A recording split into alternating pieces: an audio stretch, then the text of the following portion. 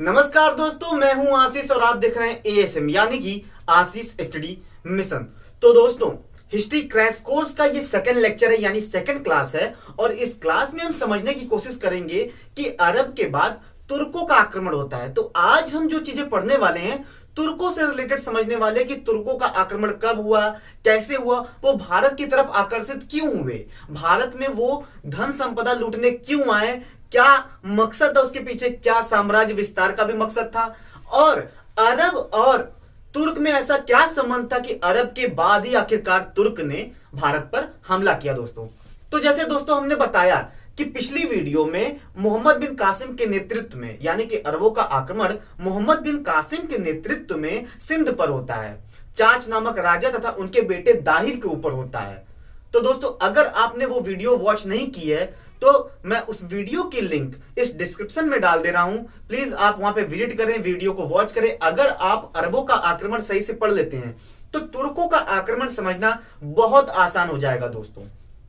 तो दोस्तों आइए शुरू करते हैं। सबसे पहले मैंने बताया था कि घटनाओं के रिलेशन को समझिए कि आपस में घटनाएं कैसे जुड़ी हुई हैं। जैसे कि अरबों का आक्रमण होता है 711-12 में। अब सुबुक्तगीन यानी कि अलब्तगीन का दामाद या फिर गुलाम था सुबुक्तगीन 996 में भारत पर आक्रमण करता है। आखिरकार अरब के बाद तुर्क ने क्यों आक्रमण किया, तो इन संबंधों को समझने की कोशिश करेंगे दोस्तों। तो जैसा कि मैंने बताया था दोस्तों कि जब अरब ने फारस पर हमला किया 636 ईस्वी में, अरब ने फारस पर हमला किया जो कि विश्व का सबसे शक्तिशाली साम्राज्य में से एक था फारस। वहां पे फारस की क्या होती है, हार होती है, यानी कि अरब जीत जाता है। तो क्या होता है, चाहे कितना भी कमजोर राज्य हो, अगर वो जीत जाता है तो सामने वाला चाहे कितना भी पावरफुल हो उससे ज्यादा शक्तिशाली हो जाता है। तो अरब अब जो है एक शक्तिशाली राज्य के रूप में उभरा। तो जब ये युद्ध चल रहा था तो कुछ लोगों ने वहां से फारस को छोड़कर वो तुर्किस्तान यानी मध्य एशिया में तुर्किस्तान के पास आ गए। अब तुर्किस्तान से ही दोस्तों कहानी की स्टार्ट है। तुर्किस्तान एक कबीलाई लोगों का ग्रुप था, यानी कि कबीले में लोग रहते थे छोटे छोटे तुर्किस्तान में, और वो मुस्लिम संप्रदाय को मानते थे। शुरुआत से नहीं मानते थे, लेकिन जैसे कि मध्य एशिया में इस्लाम धर्म बहुत प्रचलित होने के कारण धीरे धीरे लोग इस्लाम में कन्वर्ट हो गए। तो तुर्की साम्राज्य भी मुस्लिम धर्म को मानता था दोस्तों। एक ऐसा टाइम आया कि धीरे धीरे तुर्की ने जो एशिया का पश्चिमी पार्ट है पूरा का पूरा कब्जा कर लिया, यानी कि अब वो इस्लाम धर्म के सबसे बड़े संस्थापक, सबसे बड़े संरक्षक के रूप में जाने लगे। ऐसा क्यों? क्योंकि तुर्की के लोगों को अपने बाहुबल पे बहुत भरोसा था दोस्तों। बाहुबल, हथियारों पे वो बहुत भरोसा करते थे, लूटपाट करते थे, लूटपाट करके वो अपना जीवन यापन करते थे। इसी तरह से लूटपाट करते करते वो जगह को जीतने लगे, राज्यों को जीतने लगे, साम्राज्य को जीतने लगे। आखिरकार उन्होंने एक बहुत बड़ा साम्राज्य बनाया दोस्तों।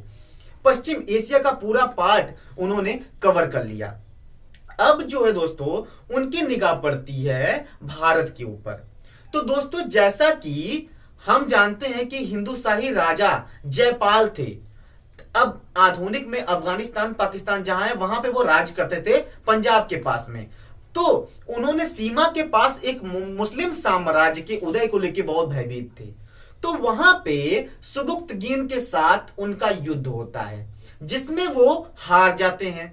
यानी कि अब पहला आक्रमण किसने कर दिया? सुबुक्तगीन ने किया भारत पर। किसके अकॉर्डिंग, किसके खिलाफ किया दोस्तों? ये हिंदुशाही राजा जयपाल के खिलाफ था। तो अब यहीं से कहानी शुरू होती है दोस्तों गजनवी वंश की। अब उसी जब बात कर रहे थे कि हम तुर्किस्तान जो धीरे धीरे एक साम्राज्य के रूप में बदल गया, वहां पे एक तुर्क गुलाम थे अलब्तगीन।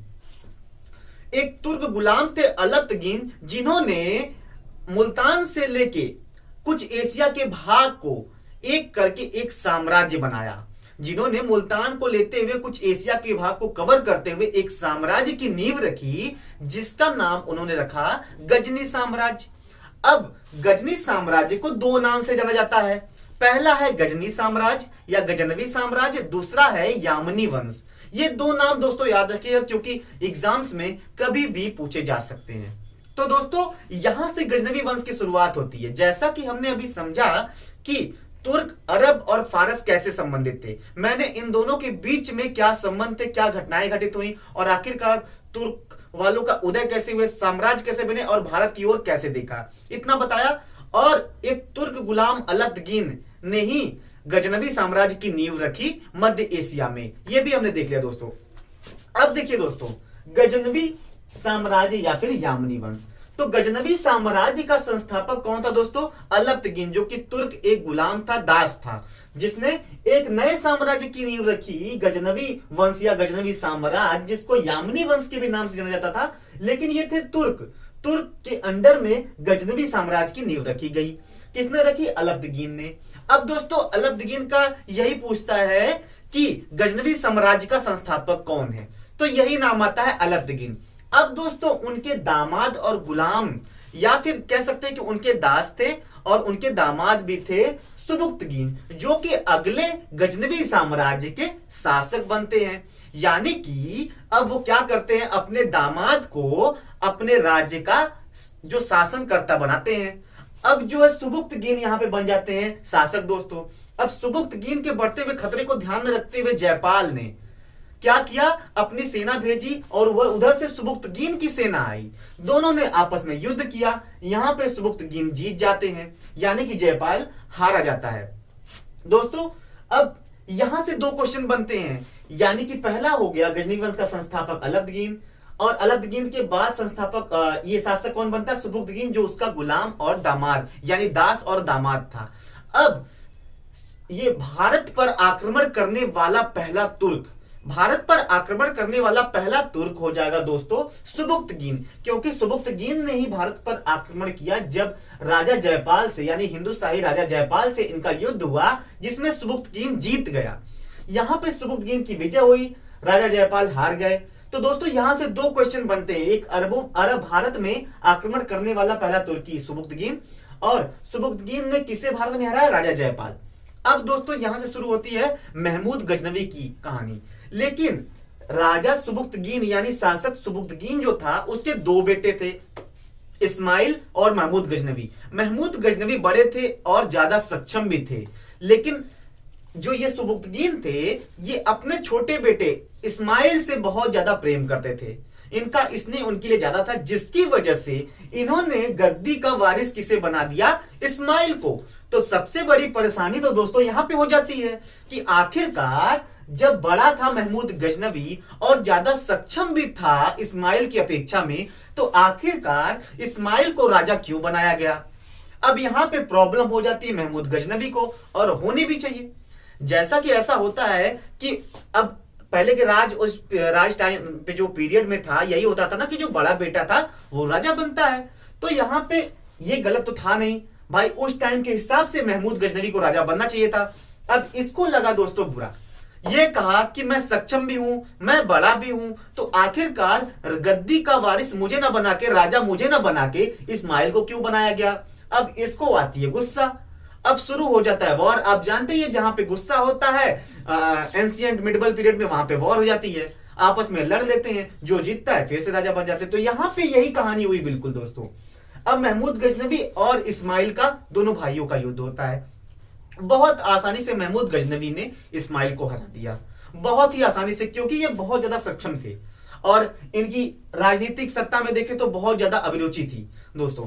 तो इन्होंने हरा दिया। हराने के बाद ये गद्दी में बैठ गए 998 ईसा पूर्व में, 998 ईस्वी में, ईसा पूर्व नहीं दोस्तों, 998 ईस्वी में ये गद्दी पे बैठ जाते हैं।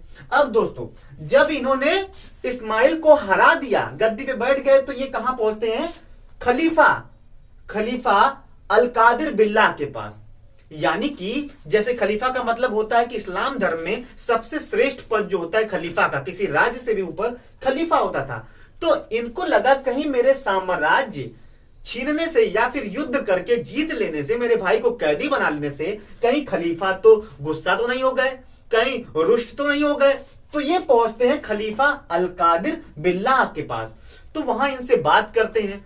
अब खलीफा जो अल-कादिर बिल्लाह हैं, ये भी मान जाते हैं कि ठीक है, हम भी मान लेते हैं कि आप अब राजा हैं, और उन्होंने इनको दो उपाधियां भी दे दी, जो कि बहुत फेमस है, क्वेश्चन में बहुत बार पूछा भी जाता है। वो उपाधियां कौन कौन सी दी दोस्तों, देख लेते हैं। यमीन उद दौला यमीन उल मिल्लत, यानी कि दो उपाधियां यहां से मिल गई अल कादिर बिल्ला के द्वारा, यमीन उद दौला, यमीन उल मिल्लत, यानी कि यमीन उद दौला का मतलब होता है साम्राज्य का दाहिना हाथ, यानी कि अब पूरा पूरा भार किसके ऊपर था, साम्राज्य के दाहिने हाथ के ऊपर, यानी कि महमूद गजनवी के ऊपर। दूसरा यमीन उल मिल्लत, यानी धर्म का रक्षक, यानी कि इस्लाम धर्म का रक्षक। और दोस्तों बहुत सारी इतिहास की बुक में यह वर्णित है कि जब इसे ये उपाधियां मिलती हैं तो यहां पे ये शपथ लेता है भारत पे आक्रमण करने की, लगातार आक्रमण करने की। तो माना जाता है कि इसी शपथ के कारण ये भारत पे बार बार आक्रमण करता है। और इसको ये भी मालूम था दोस्तों कि भारत में धन संपदा बहुत भर की है, क्योंकि हम सब जानते हैं एंशियंट मिडिवल में हमारे देश को क्या बोला जाता था, सोने की चिड़िया, यानी कि सोने चांदी जवाहरात हीरे मोती से भरा हुआ हमारा भारत था। राजाओं के पास इतने सोने चांदी थे कि कई देश बनाए जा सकते हैं, जनता पता नहीं कितने सालों तक खा सकती थी। तो आखिरकार जो गजनवी वंश का खिंचाव इधर हुआ इसी कारण से हुआ, क्योंकि धन संपदा लूटना था उनको। इसी धन संपदा ने उनको लोभी बना दिया, उनको भारत पे आक्रमण करने के लिए मजबूर किया। अब दोस्तों जब उसने वचन लिया, शपथ ली कि अब मैं भारत पे लगातार आक्रमण करूंगा, तो अब उसका आक्रमण शुरू होता है। और एक इतिहासकार ने लिखा है, नाम है सर हेनरी इलियट, यानी कि इतिहासकार थे सर हेनरी इलियट ने लिखा है कि महमूद गजनवी ने भारत पर 17 बार आक्रमण किए। और दोस्तों वो कभी भी असफल नहीं रहा, हर बार सफल रहा, एक युद्ध को छोड़ के। अभी मैं आगे बताने वाला हूं वो कौन सा युद्ध है जिसमें वो असफल हो गया है, जिसपे आक्रमण किया उसने। एक विद्याधर नाम के एक शासक थे जिन्होंने उसको असफल होने पे मजबूर कर दिया, सफल नहीं होने दिया। तो दोस्तों आइए देखते हैं, यानी कि सर हेनरी इलियट के अनुसार महमूद गजनवी ने भारत पर 17 आक्रमण किए। अब कुछ आक्रमण जो इंपॉर्टेंट है वो हम देख लेते हैं दोस्तों। पहला आक्रमण दोस्तों, यानी कि प्रथम आक्रमण 1000 ईस्वी में, यानी कि 1000 ईस्वी में किया गया था। किसके खिलाफ? फिर से जयपाल के खिलाफ, यानी कि पिताजी सुबुक्तगीन, यानी कि पिता भी मारे बेटा भी मारे, यानी कि पिता तो पहले पीट पीट के चला गया, अब उसके बाद उसका बेटा आ रहा है वो भी पीटेगा। यानी कि पहले किसने आक्रमण किया? जयपाल ने। जयपाल पे किसने किया था? सुबुक्तगीन ने किया था। लेकिन दूसरी बार आक्रमण किसने किया? उसके बेटे महमूद गजनवी ने। और फिर से दोस्तों हिंदुशाही राजा जयपाल हार गए। अब यहां पे बहुत बड़ी घटना घटती है दोस्तों। हिंदुशाही राजा जयपाल जब हार गए तो उनको ये हार, यानी 2 बार की हार उनके अंदर शर्मिंदगी की तरह बैठ गई। उनको लगा कि हम कैसे हार गए, बाहर के लोग आ रहे हैं हमारे ऊपर आक्रमण कर रहे हैं और हमको हरा दे रहे हैं, फिर लूट के लेके चले जा रहे हैं। तो वो बेचारा अंदर से शर्म के मारे मरने लगा। अब उसको यह चाहिए था कि ठीक है मैं एक रणनीति बनाऊंगा, एक सेना अपनी तैयार करता हूं और फिर से मैं महमूद गजनवी से लड़ूंगा और उससे जीतूंगा। लेकिन उसने शर्मिंदगी के कारण क्या किया? उसने अपना आत्मदाह कर दिया, यानी कि आत्महत्या कर ली। वो अब यहां पे मर गया। तो उसके बाद उसका पुत्र आनंदपाल था दोस्तों। उसका पुत्र आनंदपाल था जो कि उसका अगला उत्तराधिकारी बन गया। यानी कि प्रथम युद्ध 1000 ईस्वी में किया गया था जयपाल के विरुद्ध, जहां पे महमूद गजनवी जीत जाता है और जयपाल शर्म के नाते यानी कि शर्मसार हो गए थे और उन्होंने क्या किया? गलत राह अपना ली, अपने आप को खत्म कर दिया, यानी कि आत्महत्या कर ली उन्होंने। अब उनका बेटा आनंदपाल उत्तराधिकारी बन गया, क्योंकि बेटा था तो उत्तराधिकारी तो बेटा ही बनता है। वैसे पिछले जमाने में अगर कोई छोटा बेटा बन जाता तो बड़ा बेटा उसको मार देता था या फिर क्या करता था, युद्ध करके उसको कैदी कर लेता था, तो बनने ही नहीं देता था। तो बताइए यहाँ पे भी तो इसका ही बेटा बनेगा, तो यहाँ पे आनंदपाल बन जाते हैं उत्तराधिकारी। दोस्तों अब एक और इंपॉर्टेंट जो उसका आक्रमण है 1006 में मुल्तान पर आक्रमण है। ये जहां पे भी आक्रमण करता था वहां पे महामारी मचा देता था दोस्तों। वहां पे लाशें बिछ जाती थी, बस ये होता था कि उसको लूटना रहता था। मूर्तियों को तोड़ देता था, उसको कुछ नहीं लेना देना। मंदिरों को तोड़ता था वो, और मंदिरों को तोड़ने का उसके अंदर शौक सा हो गया था, यानी कि इच्छा प्रकट हो गई थी। मंदिरों को तोड़ता था और कुछ पार्ट मंदिरों के वो उठा ले जाता था अपने गजनवी साम्राज्य में। तो दोस्तों उसने अब आक्रमण किया 1006 में ईस्वी में मुल्तान पे। उसका अगला आक्रमण है 1007 में, ये भटिंडा के राजा सुखपाल थे, तो भटिंडा पे आक्रमण करता है। यहां से भी ये भी हार जाते हैं, खूब लूटपाट करता है। उसका काम था धन लूटना।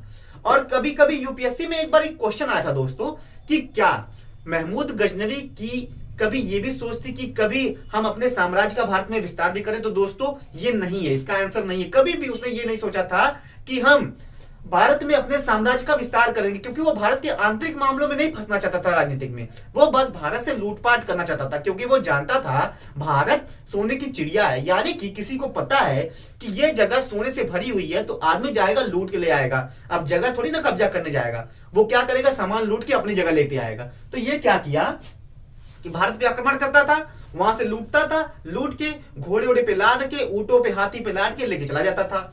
अब दोस्तों अगला देखते हैं, 1011 में आक्रमण हुआ पंजाब के नागरकोट पे। उसी तरह से 1014 में एक आक्रमण हुआ थानेसर पर। थानेसर पर कब्जा कर लिया गया, हरा के राजा को, वहां से भी लूटपाट की गई। 1015 में आक्रमण हुआ कश्मीर पे। कश्मीर पे आक्रमण हुआ,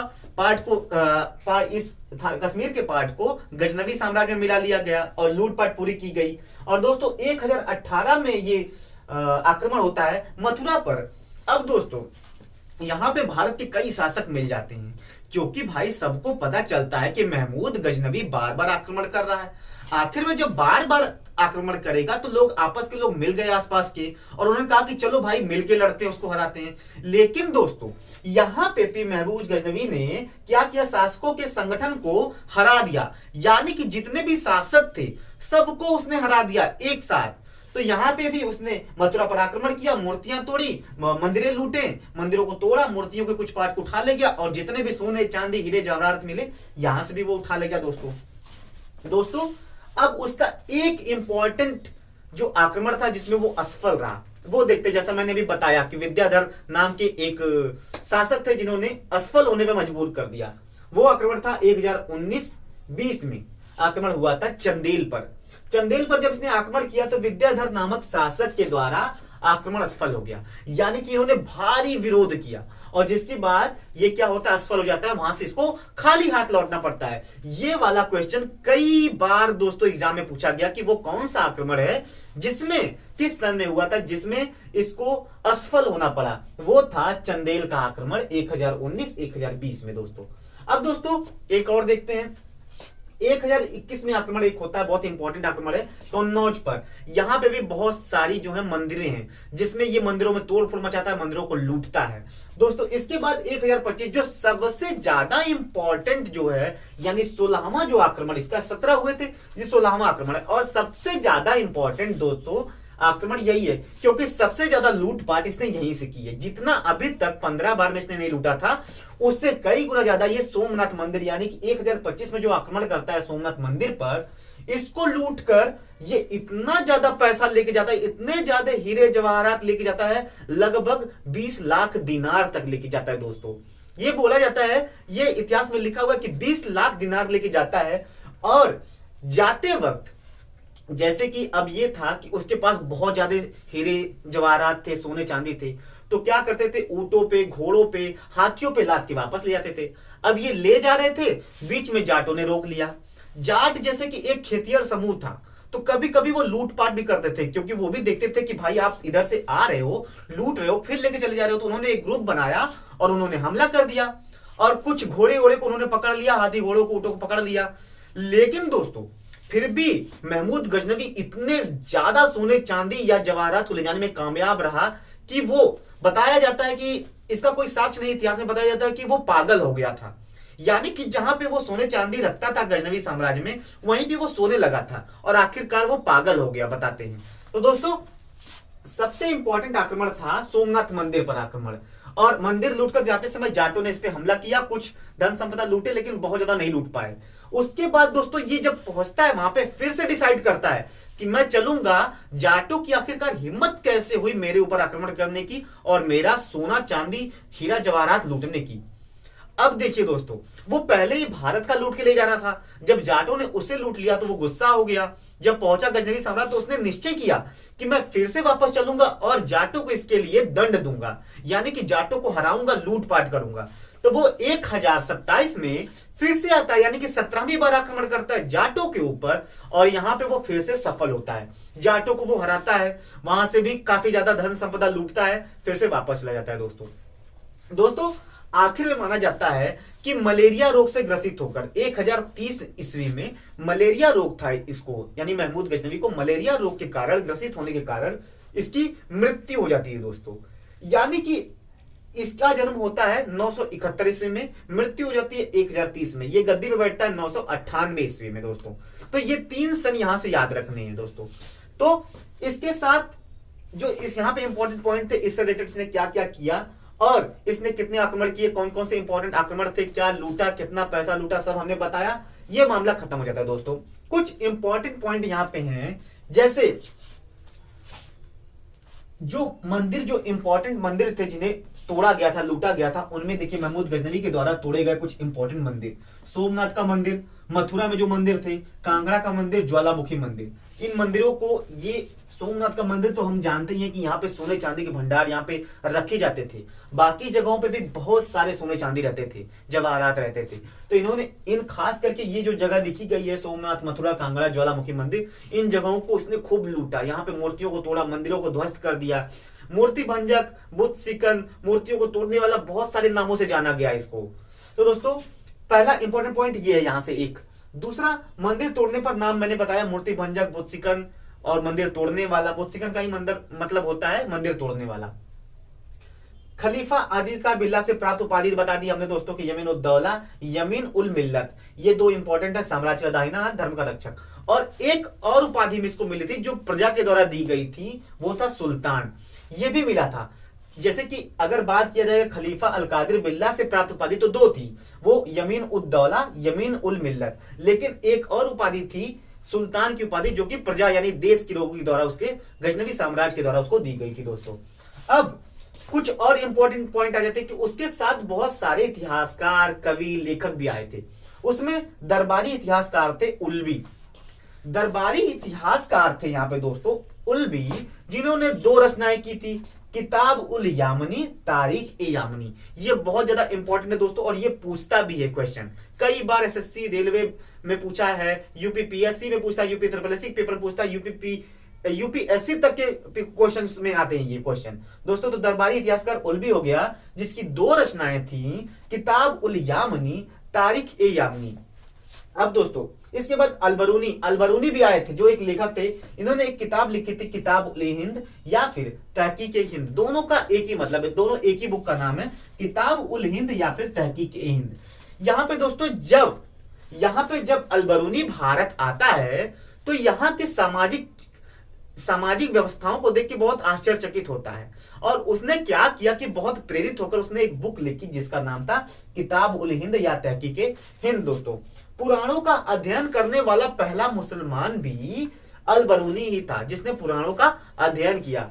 और दोस्तों यहाँ पे एक और क्वेश्चन अलबरूनी से बनता है कि किताब उल हिंद की अंग्रेजी में रचना किसने की थी और हिंदी में की थी।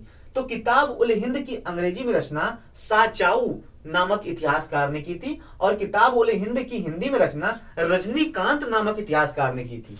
और दोस्तों उसके बाद एक और इतिहासकार आए थे उनके साथ, फिरदौसी, जिन्होंने शाहनामा की रचना की थी। शाहनामा जो फारसी भाषा में लिखा गया था, और इसको अफगानिस्तान की महाभारत के रूप में भी जाना जाता है।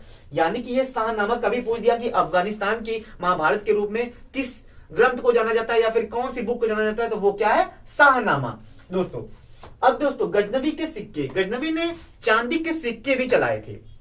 गजनवी में चांदी के सिक्के जिसमें एक तरफ अरबी तथा दूसरी तरफ संस्कृत भाषा के लेख थे। यानी कि गजनवी द्वारा जो सिक्के चलाए गए थे उसमें एक तरफ अरबी में लिखावट थी और दूसरी तरफ संस्कृत में लिखावट थी दोस्तों। तो दोस्तों इतने सारे पॉइंट थे, आइए एक बार फिर से रिवाइज कर लेते हैं बहुत ही आसान भाषा में। गजनवी वंश का संस्थापक अलब्दगीन के बाद शासक कौन बना था, उसका गुलाम दास या फिर दामाद था सुबुक्तगीन। भारत में आक्रमण करने वाला पहला तुर्की था सुबुक्तगीन। किसके खिलाफ ये आक्रमण था, हिंदू शाही राजा जयपाल की, जिसमें ये हार जाते हैं। अब सुबुक्तगीन के 2 बेटे थे, इस्माइल और महमूद गजनवी बड़े थे, लेकिन इन्होंने क्या किया, स्नेहवश इस्माइल को राजा बना दिया, जिसके बाद दोनों भाइयों में युद्ध होता है, झगड़ा होता है, और इस्माइल को यहाँ कैद कर लिया जाता है, और ये बन जाते हैं महमूद गजनवी शासक। अब महमूद गजनवी शासक बनने के पास दोस्तों ये वाला पॉइंट ध्यान देना है कि खलीफा अल कादिर बिल्ला से मिलने आते हैं, वहां पे उनको समझाते हैं कि ऐसी ऐसी बात हुई भैया, हमने क्या किया, हमारे साथ गद्दारी हुई, हमारे पिता ने गद्दारी की, हमने क्या किया, अपने भाई को हराया, उसके बाद हमने उनको कैद किया, अब हम गद्दी पे बैठ गए। ये खुश हो जाते हैं, यहाँ पे कहते हैं ठीक है आपने बहुत अच्छा किया, और इनको 2 उपाधियां दे देते हैं, यमीन उद्दौला, यमीन उल मिल्लत। यमीन उद्दौला का मतलब साम्राज्य का दाहिना हाथ, यमीन उल मिल्लत का मतलब धर्म का रक्षक। एक और उपाधि मिली थी सुल्तान, जो गजनवी साम्राज्य के लोगों ने दिया था दोस्तों। आइए दोस्तों देखते हैं। और दोस्तों इसके बाद सर हेनरी इलियट एक इतिहासकार थे, जिन्होंने ये वर्णन किया कि महमूद गजनवी ने 17 बार भारत पर आक्रमण किया। अब इसी आक्रमण की चर्चा करते हैं दोस्तों। देखिए, प्रथम आक्रमण जो था 1000 ईस्वी में जयपाल के खिलाफ फिर से हुआ था, यानी दूसरा आक्रमण जयपाल के खिलाफ था। पहला सुबुक्दीन, दूसरा जयपाल। जयपाल 2 बार हारने के कारण शर्मिंदगी से आत्मदाह यानी आत्महत्या कर लिया दोस्तों। उसका पुत्र आनंदपाल उत्तराधिकारी बन गया। 1006 में एक आक्रमण हुआ जो इंपॉर्टेंट था मुल्तान पर। 1007 में हुआ जो हुआ था भटिंडा के सुखपाल पर। 1011 में भी एक हुआ था जो इंपॉर्टेंट है, पूछता है कहां पे, पंजाब के नागरकोट पर। 1014 में आक्रमण हुआ था थानेसर पर, कब्जा किया गया हरा के राजा को। और 1015 में आक्रमण हुआ था कश्मीर पर। और 1018 में आक्रमण हुआ मथुरा पर, जिसमें मूर्तियों को तोड़ा गया, मंदिरों को तोड़ा गया, शासकों का संगठन जो लड़ रहा था महमूद गजनवी से, सबको हरा दिया गया। और यहाँ पे मथुरा में तोड़फोड़ की गई, खूब लूटपाट किया गया दोस्तों। अगला पॉइंट है 1019-20 में, ये पॉइंट बहुत ज्यादा इंपॉर्टेंट है दोस्तों, ध्यान दीजिएगा। 1019-20 में आक्रमण किया गया चंदेल पर। वहां के शासक थे विद्याधर नामक शासक थे, जिन्होंने इस युद्ध में इनको सफल होने नहीं दिया, महमूद गजनवी को सफल नहीं होने दिया, कुछ लूटपाट नहीं कर पाए, और आखिरकार इनको खाली हाथ वापस लौटना पड़ा इस युद्ध से। फिर 1021 में ईस्वी में एक आक्रमण होता है, कन्नौज पर होता है। यहाँ पे भी मंदिरों को तोड़फोड़ होती है, खूब लूटमाट बसती है, फिर लूट के लेके चले जाते हैं। आखिर में इनका काम ही था धन को लूटना, साम्राज्य विस्तार था ही नहीं, बस धन को लूटता था, धन को लूटते थे, वापस ले आते थे। 1025 में सबसे इंपॉर्टेंट आक्रमण हुआ, 16वां आक्रमण सोमनाथ मंदिर पर।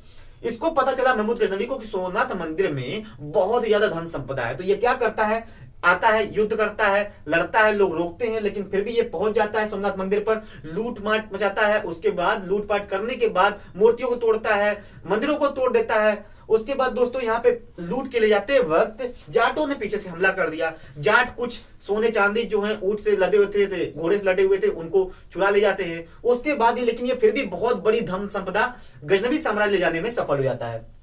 अब ये जब वहां पहुंचता है तो गुस्से में फिर से ये क्या कहता है, कि अब मैं जाटों को सबक सिखाऊंगा, दंड दूंगा, उन्होंने कैसे मेरे ऊपर हमला किया। तो 1027 में आखिरी आक्रमण होता है, 17वां, वापस आता है, जाटों को हराता है, फिर से लूटपाट करता है, फिर वापस चला जाता है। 1030 में दोस्तों माना जाता है कि ये पागल हो गया था, पागल होकर इसकी मृत्यु होती है, ऐसा बताया जाता है। ये कहीं वर्णित नहीं है, लेकिन कई इतिहास की बुक में ये लिखा हुआ है कि ये पागल हुआ था, इतनी धन संपदा ये लूट लिया था भारत से कि आखिरकार ये एक समय में गजनवी में जहां पे धन संपदा रखी जाती, उस तहखाने में या फिर रूम पे जहां पे रखा जाता था, उसमें जाके सोता था, पागल हो गया था। इसके बाद 1030 ईस्वी में मलेरिया के कारण इसकी मृत्यु हो जाती है, मलेरिया रोग से ग्रसित था, इसकी मृत्यु हो जाती है दोस्तों। और कुछ इंपॉर्टेंट पॉइंट है दोस्तों, महमूद गजनवी के द्वारा तोड़े गए मंदिर, सोमनाथ का मंदिर, मथुरा में जो मंदिर थे, कांगड़ा मंदिर, ज्वालामुखी का मंदिर था, ये सारा तोड़ा गया दोस्तों। मंदिर तोड़ने पे जो इसको प्राप्त नाम थे, मूर्ति भंजक, बुद्ध सिकन, यानी कि मूर्ति को तोड़ने वाला, बहुत सारे नामों से इनको नवाजा गया था, यहाँ पे मूर्ति भंजक, बुद्ध सिकन। और उसके बाद दोस्तों खलीफा अल कादिर बिल्ला से प्राप्त उपाधि तो हम लोग जानते हैं, यमीन उद्दौला, यमीन उल मिल्लत। और दरबारी इतिहासकार भी इनके साथ कुछ लोग आए थे, जिसमें उल्बी प्रमुख थे, जिनकी 2 रचनाएं हैं, किताब उल यामनी, तारिक ए यामनी। इसको याद रखना है दोस्तों, प्रमुख इतिहासकार थे ये, दरबारी इतिहासकार थे उल्बी, जिनकी 2 ये रचनाएं थी, याद रखना है। उसके बाद अलबरूनी थे, जिनकी एक रचना है किताब उल हिंद। जब ये आते हैं यहाँ पे भारत में, तो यहाँ के सामाजिक जीवन से बहुत ही ज्यादा प्रेरित होते हैं, यहाँ पे उनके बारे में एक बुक लिखते हैं, जिससे बहुत ज्यादा इतिहास समझने में मदद मिलती है। तो ये बुक भारत के सामाजिक दृष्टिकोण को दर्शाता है, और पुराणों का अध्ययन करने वाला पहला मुसलमान अलबरूनी ही था। अब दोस्तों एक और क्वेश्चन है अलबरूनी से, इनकी बुक किताब उल हिंद की अंग्रेजी में रचना तथा हिंदी में रचना। अंग्रेजी में रचना इनकी बुक की थी साचाऊ ने, और हिंदी में की थी रजनीकांत ने। फिरदौसी भी एक इतिहासकार थे, लेखक थे, ये भी आज साथ में। फिरदौसी का जो लेख है शाहनामा, जो कि बहुत ज्यादा इंपॉर्टेंट है, ये क्वेश्चन कभी कभी पूछता है, अफगानिस्तान की महाभारत किसे कहते हैं, तो शाहनामा याद रखिएगा आप लोग, फारसी भाषा में। गजनवी के सिक्के, गजनवी ने सिक्के भी चलाए थे, जिसमें एक तरफ लिखा था अरबी में और दूसरी तरफ संस्कृत में वर्णन किया गया था। ये सोने के सिक्के चलाए थे किसने, महमूद गजनवी ने दोस्तों। तो दोस्तों बहुत ही आसानी से हम समझ सकते हैं, बस आप लोग कई बार रिवाइज करिए इसको। जितनी बार वीडियो देखते हैं, रिवाइज करते हैं, जितनी बार आप पढ़ेंगे उतना ज्यादा आपके लिए क्लियर होता जाएगा। आपको कुछ इसमें पॉइंट याद नहीं रखना है, बस रिवाइज करना है। रिवाइज करते करते वो आपके दिमाग में सेट हो जाता है।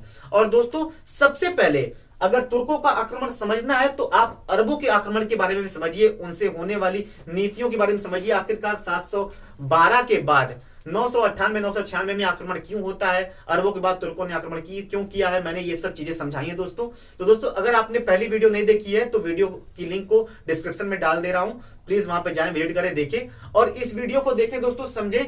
और अगर कोई भी प्रॉब्लम हो तो कमेंट बॉक्स में कमेंट करना ना भूलें। दोस्तों आज के लिए बस इतना ही दोस्तों। जय हिंद, जय भारत।